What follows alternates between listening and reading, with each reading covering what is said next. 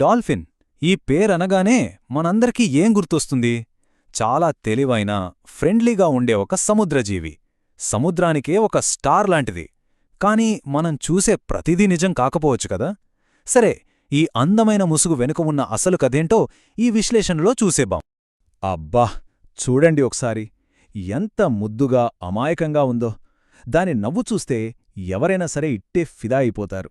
సముద్రంలో శాంతికి, స్నేహానికి ఇదొక సింబల్లాగా కనిపిస్తుంది కదూ. కాని ఇక్కడే అసలు ట్విస్ట్ ఉంది. ఈ డాల్ఫిన్ గాడు మనమనుకున్నంత మంచివాడు అస్సలు కాదనమాట. దీని అసలు క్యారెక్టర్ తెలిస్తే డాల్ఫిన్లను చూసే మన దృక్పథమే మొత్తం మారిపోతుంది.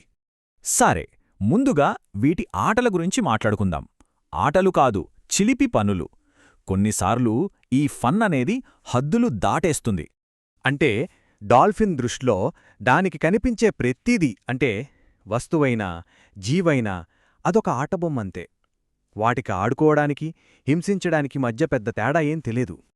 ఇవి ఏ వస్తువులతో ఆడుకుంటాయో తెలిస్తే పాపమనిపిస్తుంది. బంతులతో ఆడుకుంటే పర్లేదుగాని, పాపం సముద్ర తాబేళ్లని, ఇంకా చిన్న షార్క్ పిల్లల్ని కూడా వాటిని గాల్లోకి ఫుట్బాల్లాగా ఎగరేస్తూ, తోకలతో బాదుతూ ఆడుకుంటాయట. ఆలోచించండి, ఆ జీవులకదెంత నరకమో. ఆటల సంగతి అలా ఉంచితే ఇక వేట విషయానికొద్దాం. అచ్చం అడవిలోని నక్కల్లాగా ఇవి చాలా తెలివిగా, పక్కా ప్లానింగ్తో వేటాడతాయి. ఇక్కడ చూడండి, డాల్ఫిన్లకి, నక్కలకి మధ్య పోలికలు. రెండిటికీ కన్నింగ్ ఇంటెలిజెన్స్ ఉంటుంది.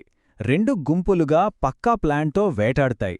సో డాల్ఫిన్ అంటే ఒంటరిగా, ప్రశాంతంగా ఈదే జీవి అనుకునే భ్రమలోంచి బయటికి రావాలన్నమాట. రైట్, ఇప్పుడవరకు చూసింది ట్రైలర్ మాత్రమే. ఇప్పుడు మనం అస్సలు సిసలైన షాకింగ్ విషయానికి వస్తున్నాం. అదేంటంటే వీటి మేటింగ్ రిచువల్స్, అంటే వీటి జతకట్టే పద్ధతులు. వింటే ఒళ్ళు జలధరిస్తుంది. అవును, వీటిని సరదాగా సముద్రపు రసికరాజులు అని పిలుస్తారట. ఆ పేరు ఎందుకు పెట్టారోగాని ఆ పేరుకి, అవి చేసే పనులకి అస్సలు పొంతనే ఉండదు. ఈ పేరు వెనుక ఉన్న కథ చాలా చాలా దారుణంగా ఉంటుంది. ఇదంతా వింటుంటే ఏదో క్రైమ్ స్టోరీలా అనిపిస్తుంది. స్టెప్ బై స్టెప్ చూద్దాం. ఫస్ట్, కొన్ని మగ డాల్ఫిన్లు కలిసి ఒక ఆడ డాల్ఫిన్ను టార్గెట్ చేసి కిడ్నాప్ చేస్తాయి. ఆ తర్వాత రోజుల తరబడి దాన్ని వెంబడిస్తాయి.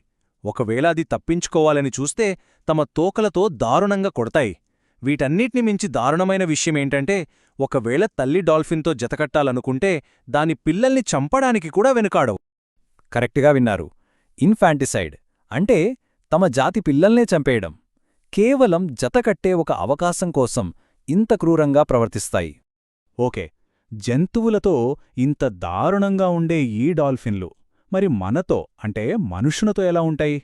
ఆ బంధం కూడా కొంచెం కాంప్లికేటెడే. సాధారణంగా మనుషుల్ని కరవవు, కాని వాటికి కోపం తెప్పిస్తే మాత్రం ఊరుకోవు. వాటి తోక చాలా పవర్ఫుల్. దాంతో ఒక్కటిస్తే దెబ్బకి దెయ్యం వదిలిపోతుంది. కాబట్టి నెక్స్ట్ టైం వాటితో సెల్ఫీలు దిగేప్పుడు కొంచెం జాగ్రత్త.